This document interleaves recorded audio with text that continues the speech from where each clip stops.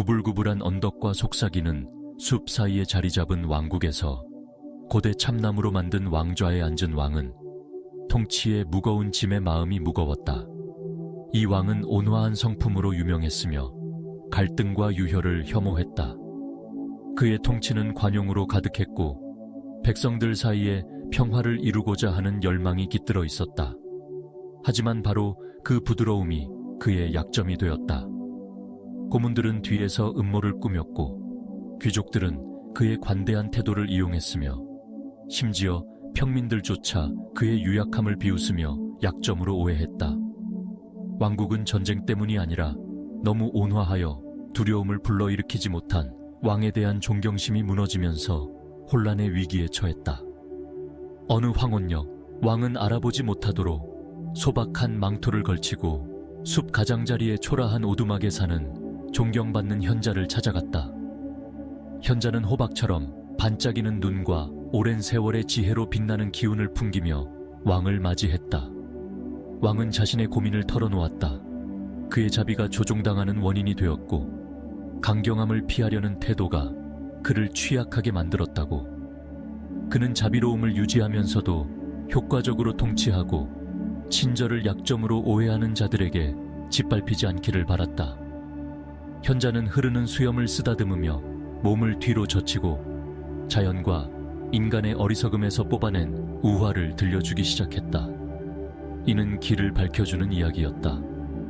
오래전 들판과 가을에 둘러싸인 마을에 사나운 뱀이 오래된 나무의 구불구불한 뿌리 아래에 보금자리를 만들었다. 이 생물은 평범한 파충류가 아니었다. 그 비늘은 광택 나는 흑요석처럼 빛났고 눈은 불타는 지성으로 반짝였다.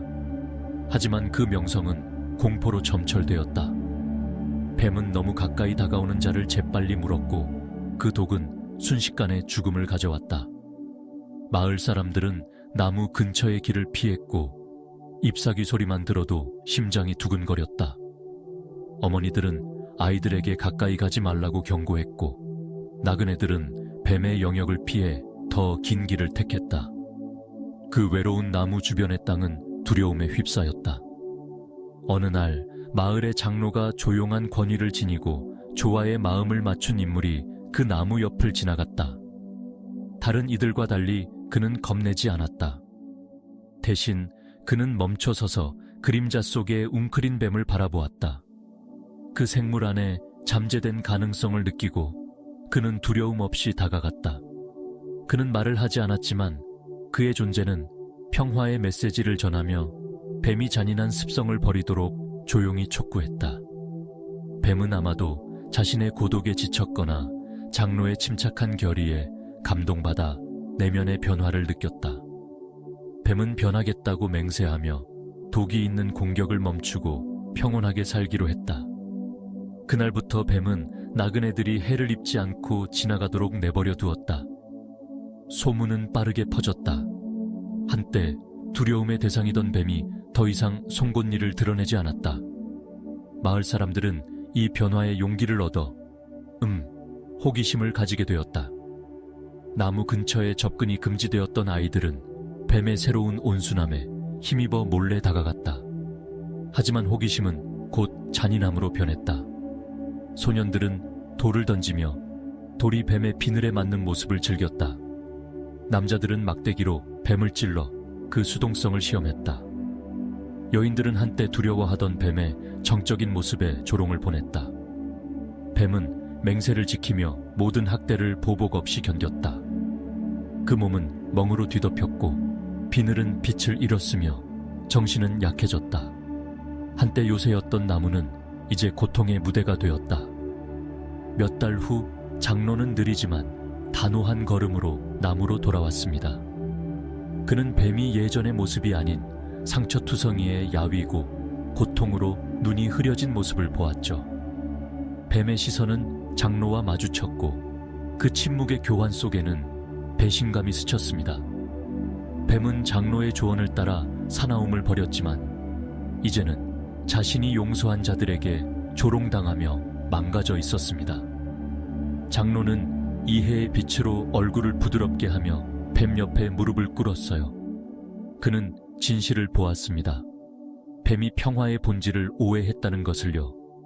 장로는 뱀이 타인에게 해를 끼치지 말라고 했을 뿐 힘을 버리라고 말하지 않았다는 사실을 깨달았습니다. 부드러운 몸짓으로 그는 뱀이 일어나 독사의 목을 펼치라고 격려했습니다. 물지 않더라도 세상에 그 힘을 상기시키기 위해서였죠. 약해진 뱀이었지만 장로의 지혜를 따랐습니다.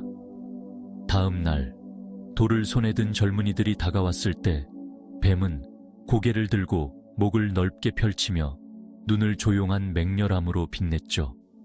독은 필요 없었습니다. 공격도 필요 없었습니다. 단지 그 억제된 힘의 모습만으로도 젊은이들은 겁에 질려 도망쳤고 그들의 웃음은 경외로 바뀌었습니다. 그날 이후 마을 사람들의 조롱은 멈췄습니다. 그들은 두려움이 아닌 존경심을 가지고 나무 옆을 지나갔죠. 뱀의 힘은 자제심으로 다스려졌음을 깨달았습니다. 뱀은 수동성이 아닌 연민과 결단의 균형 속에서 평화를 찾았어요. 비늘은 다시 빛을 되찾았고 나무는 공포가 아닌 조화의 상징이 되었습니다.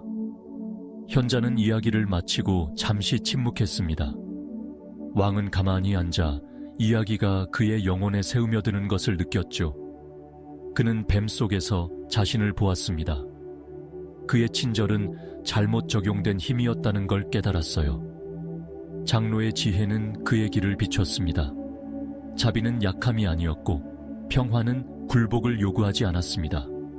왕은 마음은 가벼워졌지만 결의는 더 단단해진 채 궁으로 돌아갔죠.